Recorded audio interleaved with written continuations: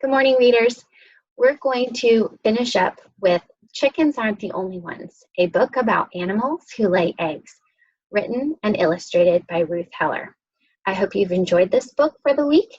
I hope that you've learned something from it, and we're going to see what it is you have learned by utilizing one of our quizzes that we've practiced in our classroom.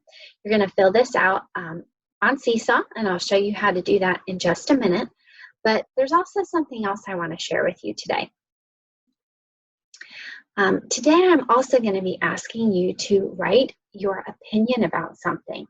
And writers write their opinion when they want to tell why they feel a particular way. Some of the sentence stems that writers use are, in my opinion, I believe, I feel, I think, I like, I do not like.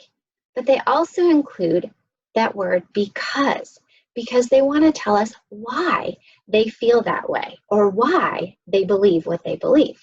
Let's take a look at what that's going to look like in Seesaw today. All right, once you're in Seesaw, you're going to find 2.5 CATOO, quiz and opinion. Click add response and your name and icon. On this first page, this is where you're going to record whether or not these statements are true or if they're false about our book, Chickens Aren't the Only Ones. To record your answers, you're going to come down here and select the marker or the highlighter and choose a color. Okay? You're going to read each statement or ask your grown-up to help you read it and think, is it something that's true that we saw or heard in our book? Or is it something that is incorrect, that was not in our story or not true? Okay, you're going to highlight one of the faces depending on each statement. Then you're going to come down to page 2. On page 2, I would like for you to draw using the pencil or write, not or, draw and write using the pencil or text tool to think and give me your opinion on if you could have an oviparous animal as a pet, which one would you select? Which one do you think would make a good pet? Then you're going to support your opinion by telling us why you would pick that particular pet. Now, I've noticed, and I realized myself, that drawing and writing on Seesaw is a little bit tricky. So I want to share with you that if you have a piece of paper and a notebook, or if you're not accessing Seesaw, you can still do this activity, okay? All you need is a piece of paper and a pencil, all right? So I'm going to show you how I would do this. I have an example that I want to share with you.